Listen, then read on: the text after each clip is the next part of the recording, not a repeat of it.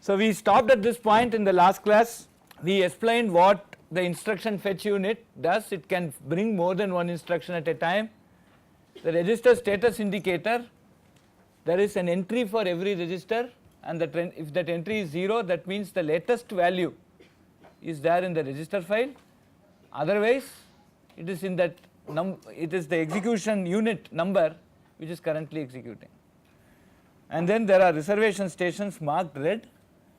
So if a instruction has to wait for some answer, it will wait there and it will know which unit is having that, and then every execution unit, when it finishes, it puts the result in that common database, and that along with the unit number, so that the result along with the unit number will go to the register or memory, and on that way it will also go through that purple path, and every reservation unit can see that, right.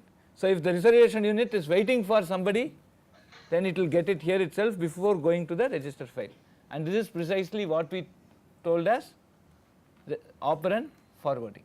Okay. Now we will now go and explain through an example how this hardware is going to take care of the raw hazard. I almost explained the operand forwarding, we will see with an example the var hazard and the wav hazard. It will also do register renaming, it will also do some renaming, and it will handle these var and wav hazard, right, and all these things we will see using an example. Okay. The instructions are fetched one by one and decoded one by one, in the sense that in one cycle there will be many instructions that will be decoded, and we will find the type of the operand, and if there is an execution unit which can do that, it will be pushed to that execution unit. Okay. So there are multiple execution units. It is not necessary that every execution unit will do every operation. So there can be 1-2 units specifically dedicated for load and store, there can be 2 units specifically dedicated for integer and logic arithmetic, there can be a unit dedicated for floating point, for multimedia, etc. right. So I will fetch one by one, in the sense I will fetch all the instructions, right, but I have to, in one cycle I will process it in such a order that I will go and allocate, if there is an, I will decode the instruction, and if there is an execution unit which can handle it, I will put it in it. Okay. So in one cycle this instruction fetch unit can process more than one instruction. Please also understand that I had to process the instructions one by one, because then only I will understand the data dependency. You understand, right? Then only I can understand the data dependency. So let us go. The register status indicator again indicates whether the latest value of the register is in the register file, or it is currently being computed by some execution unit, and if the latter is true, that is, it is computed by some execution unit, then the register status indicator will store the number of that execution unit, so that somebody who wants to use that will know which execution unit is currently processing it. If all the operands are available, then the operation proceeds in the allocated execution unit, else it will wait in the reservation station of the allotted execution unit, and it will be pinging the common data bus. Okay. Every execution unit, once it finishes, it will write the result along with the unit number, because if somebody is waiting for it, they will know, okay, this unit is writing, onto the CDB, which is forwarded to all the reservation stations through this purple thing, and it to the register file and memory. Okay. I think we have done it 3-4 times, now you will know almost by heart. Okay. Now let us see. Okay, we will take, so these are the 6 instructions that needs to be executed: add R1, R2, R3, store R1, R4 plus R50, store the result of R1 into R4 plus 50, add R1, R5, R6, subtract R7, R1, R8, store the result of R1 to R4 plus 54, add R1, R9, R10. Okay. So I have just restricted, no, there are many things that, let us see how it is going to execute. Now these instructions are processed in one cycle. Okay, 6 instructions are processed in one cycle. Let us assume for the sake of argument that these are all the reservation stations. Currently all this, there are 6 units, let us assume that there are 6 units and all the units are currently empty, right.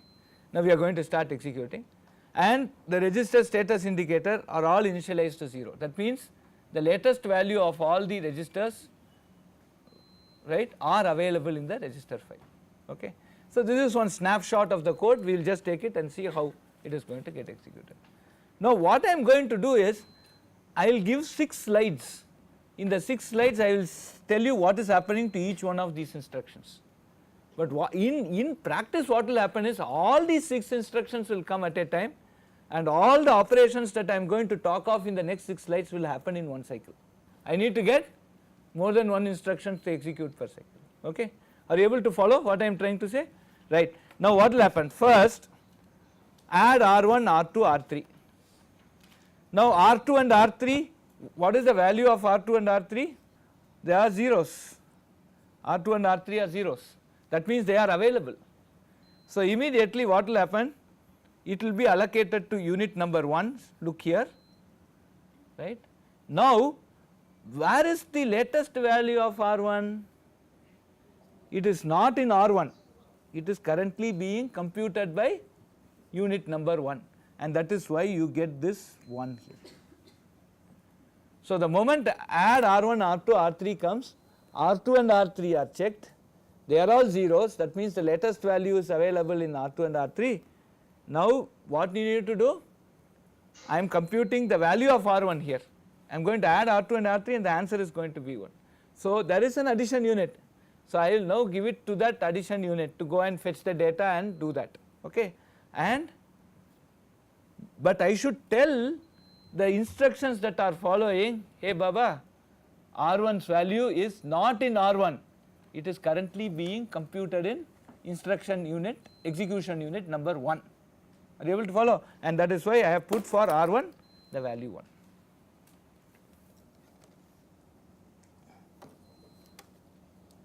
Okay.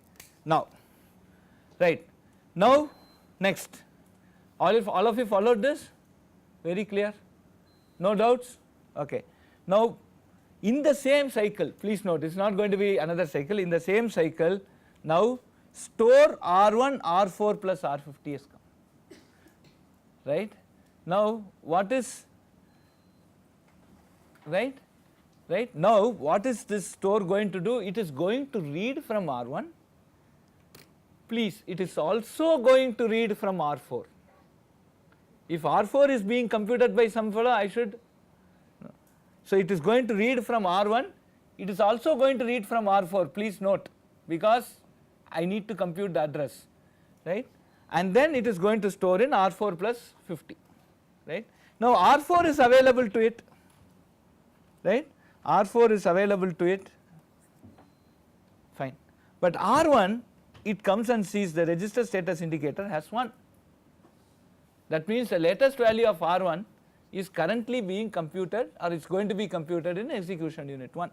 So it will go and say I will wait for 1. So it is waiting for 1.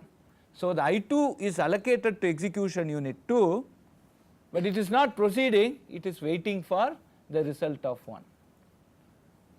You all understand how I got this W1? Obvious, right? So I come here, I need to read R1 and also R4. This is very, very important. Please note that I have to read R1 and also R4. Now when I am trying to read R4, R4 is already available because its status indicator is 0. So R4 plus of 50 I know the address, right. Now I have to write into that address. What should I write? R1 I have to write.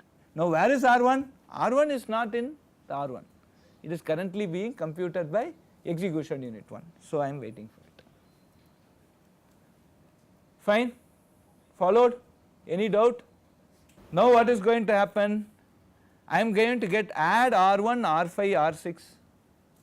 Please note R5 and R6 they are available, right. So we can start execution, but now I make the register indicator 3. I add to instruction execution unit 3 and I say the latest value of register 1 is now in 3. Subsequent instructions after this fellow, if they want to read R1, where should I wait for? I should wait for 3. Please note that this I2 is already waiting for 1. This I3, whatever is going to follow I3 will now start waiting for 3. I do not need 1 anymore here, because from now on if somebody wants to read R1, he has to look at execution unit 3, because the latest value of R1 for these instructions are to be available with execution unit 3, is being computed in execution unit 3. Are you able to follow? Right. So that is why I make the register indicator 3. Is that fine? Okay. So let me just do it once more. So I start with, this is the program that I want to execute. Please note, please give undivided attention, right. Now I add R1, R2, R3, R2 and R3 are already available in the register file, because R2 and R3 are zeros, right. So now this instruction, all the operands necessary for this instruction are available, so I can start executing the instruction. I start executing the instruction in execution unit 1, but in the register status indicator I say that the latest value of R1 is not in R1, but it is in execution unit 1. Next step, I get store R1 R4 plus R50, so I have to read two values R1 and R4. R4 is already available, correct. You know why I have to read R4, right? I have to compute the address. So R4 is already available, R1 is not there. Where is R1? It is in it is currently computed in execution unit 1. Who is telling this? The register status indicator is telling.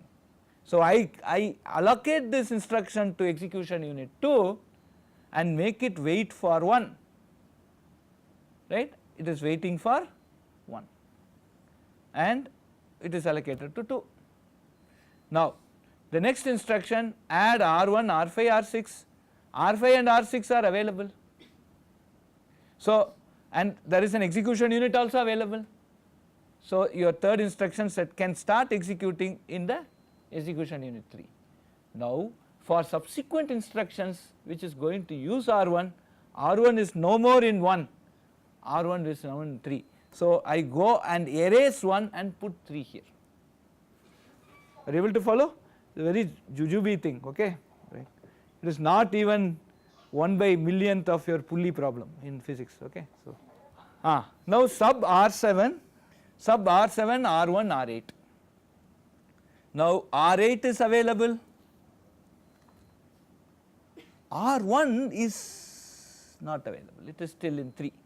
So the fourth instruction will be allocated to execution unit 4 and that will be waiting for the third fellow to complete, okay, right.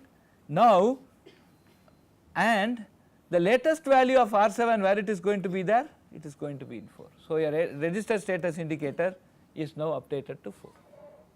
Now this fourth instruction cannot proceed to execute because it is waiting for R1 and that R1 is currently computed by execution unit 3, correct, and the result of that is going to be written in R7. So the register status indicator for R7 now stores 4, because somebody else wants R7 beyond, then they have to wait for 4 to complete. You are okay? Is it fine? Now the next is it okay? Any doubt? Palagat, fine? Can I proceed? Yes. Okay. Now next one. Now store R1 R4 plus 54, right. Now I have to read R4 and I have to read R1. R4 is already available because the register status indicator is 0, R4 is already available. But R1 is currently being computed by whom? Execution unit. R1 is currently being computed by execution unit 3. So I will go, I5 will also now go and wait for execution tree. Are you following? R1 is currently being computed by execution unit 3, so I5 should also wait for execution number 3. Right?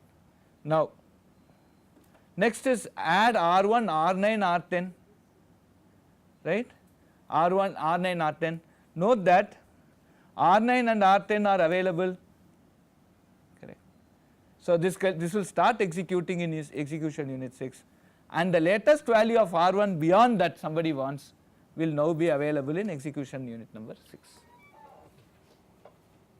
Okay, do you all get this? Now what is happening? All these operations should happen in one cycle, then only we will get that superscalar architecture, right. Now how do we construct such a fetch unit? That I will keep it for computer architecture course, okay. We will not deal it in computer organization course, okay. That is a really advanced topic, right, how to go about doing it, but this is going to happen.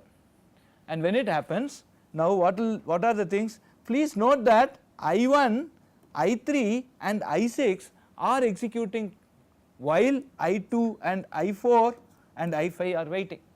Please note that I6 executes before I2, I4 and I5. I3 executes before I2. That is why we call it as out of order execution. Out of whose order? Compiler's order. Compiler has given some order, but we have now violated that order and we are going out of order execution. Okay. Now all the fellows who have the true dependency, or what we call as true dependency, is equivalent to raw, right, read after write. All those 3 fellows are waiting, they have true dependencies. These 3 fellows are waiting, right. Let us go back. These 3 fellows are waiting. The one this fellow is waiting for 1 to complete, and these 2 fellows are waiting for 3 to complete, correct.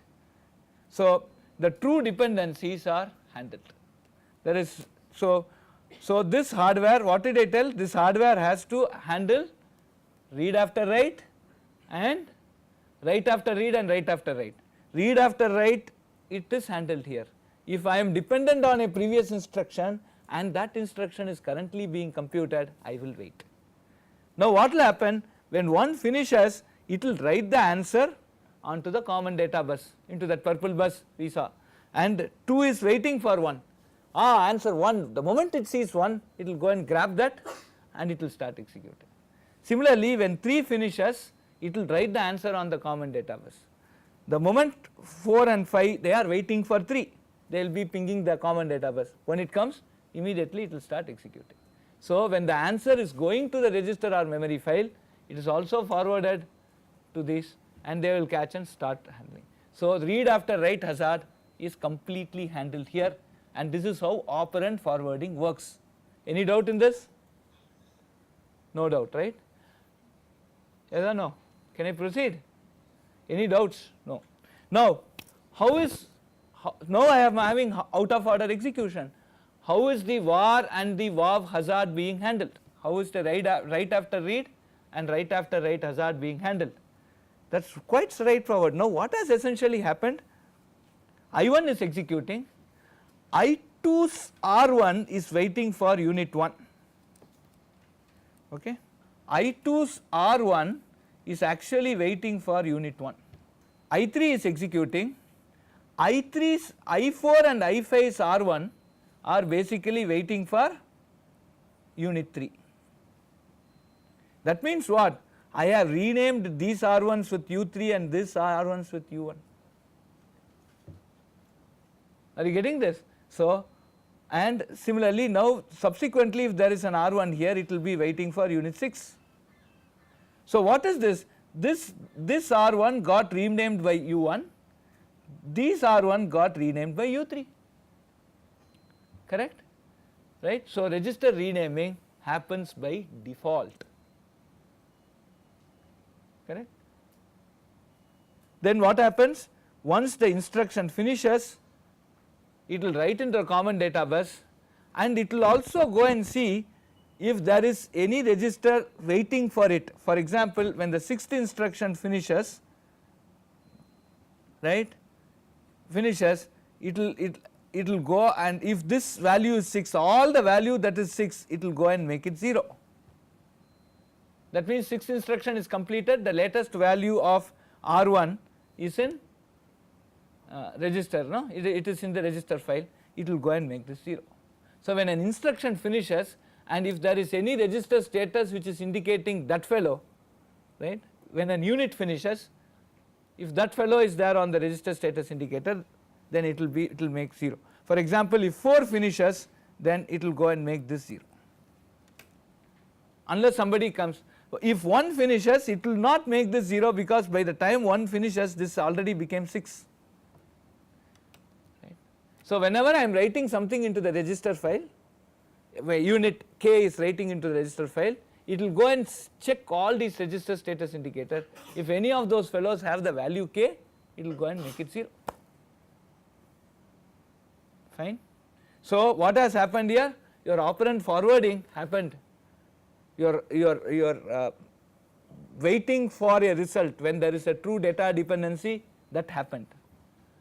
And wherever there was a named dependency like var, wow, for example, there is a var between 2 and 3, 2 is reading while 3 is writing. The var hazard between 2 and 3 has been resolved by renaming 2, right. The wow hazard between sorry, the wow the var hazard between 6 and 5 and 6 and 4 are got out by U3, renaming this. So there will be, and right, are you getting this? So there will be no all the write after read hazard just disappears, and this renaming happens in parallel. Okay, are you okay with this? Okay.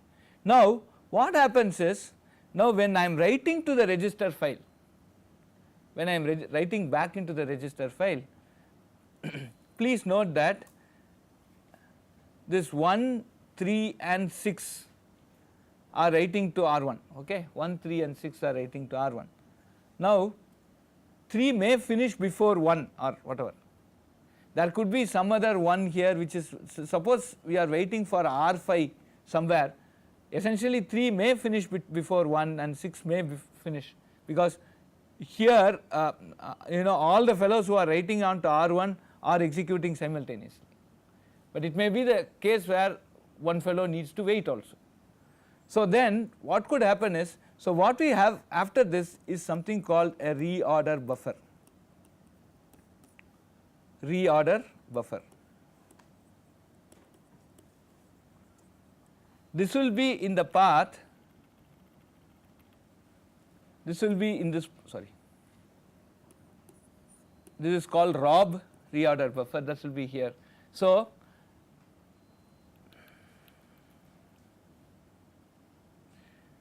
the instructions as they finish, right, the instructions as they finish will be loaded into this. For example, in our case, I1 will finish I1, then I3, then I6. I1, I3, I6 will finish in one slot. So I1 will be here, then there will be one gap, then I3, then 2 gaps, then I6 will be up. Then your I2 will finish, I2, I4 and I5 also can finish. I2 is a store, maybe I4 can finish, and so on, right. So the moment I finish, I go and commit all the instructions above it in one shot, okay.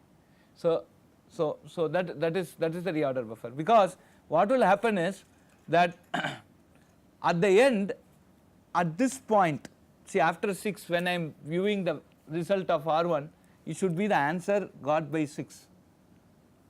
I am taking care of all the execution within the microarchitecture, but when I am writing to the register file, I should have the latest value there, right. So what I do is, even though I complete instructions earlier, I keep it in a reorder buffer, and as and when an instruction finishes, all the instructions, all the set of consecutive instructions from the top, I go and commit it.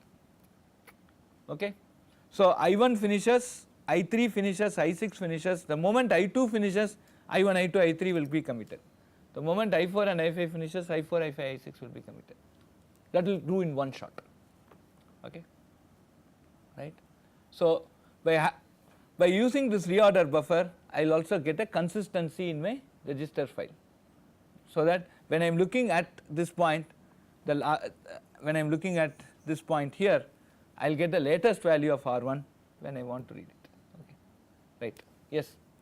What is the necessity of us committing the instructions as soon as you find that the top few of them are consecutive? It's no more necessary, right? I want to have reorder buffer. Reorder buffer is also of finite length. So I don't want a reorder buffer. I can't have infinite length of reorder buffer. So when I find some instruction can be committed because all the instructions above it are completed, I would like to go and flush it off. The reorder buffer is of a finite size. So what should be the size of the reorder buffer? Now 6. At any point of time 6 instructions will be executed. So I will have it as 10 or 12, so that some instructions can wait for long. So the other instructions can proceed. So I will keep on populating that reorder buffer. Once it finishes, I have to go and flush it. Okay. So the construction of the fetch unit and the construction of the reorder buffer are topics of advanced computer architecture.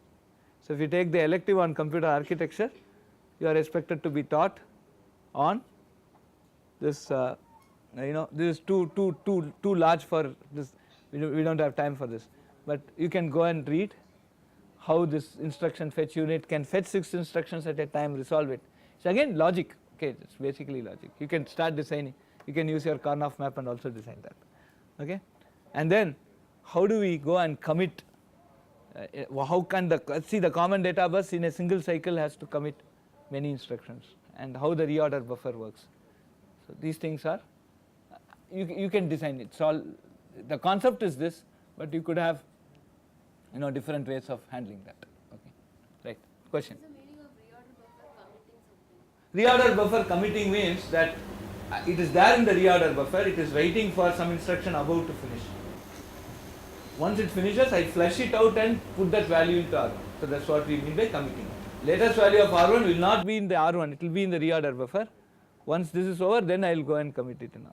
So some interesting points come up. The thing is that when the register status indicator is 0, right, when the register status indicator is 0, that means the latest value of R1, as far as we have considered so far, we said it is in the register file. It need not be really in the register file, it can also be in the reorder buffer. So I have to go and check the reorder buffer, hey, R1 is there, no, then go back to that. Okay. So if you guys are interested, then what you can do is that you need to learn a language called BlueSpec. I am writing above here, www.bluespec.com. You learn a language called BlueSpec, and then look at our Shakti program, where we have done a superscalar thing. So you can actually go through the code and see how we construct reorder buffers, how do we construct instruction fetches. Damn tough thing, okay, right? But then the language is so expressive that you can understand it quickly, right? But you have to learn the language, BlueSpec. If you have to do it in a low-level language like Verilog or the hardware description language you did. See, please note that this is to be installed. This is not a C program, correct? Instruction fetch, the logic I am talking, all these are going to be realized on hardware, right? So I need to write the logic for the instruction fetch. I need to write the logic for the reorder buffer. So that's not going to be a joke, okay. Verifying this, see, actually again I repeat, right, this is not software. What happens in software I already told you, right?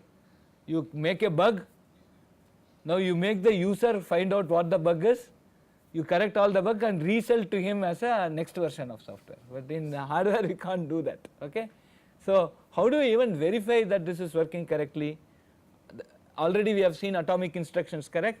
So where we have seen race conditions, this and this trying to go in parallel. Now in hardware this is going to happen. Now I am going to get multiple instructions, I have to see how those race conditions should be avoided, synchronization to happen, a lot of things come up there, and that's really advanced, okay. So if you look at, so you can go and look at our out of order implementation. Say summer, if you can learn this, then next year you can look at it and appreciate how it is being done. Okay. So we have handled all var, vav and raw. We have done operand forwarding, we have done register renaming. Okay. So what is not taught, which is also not taught everywhere in the globe as a part of your curriculum, is how this instruction fetch unit and the reorder buffers are basically designed. Okay. The real digital design. Then everything else is taught.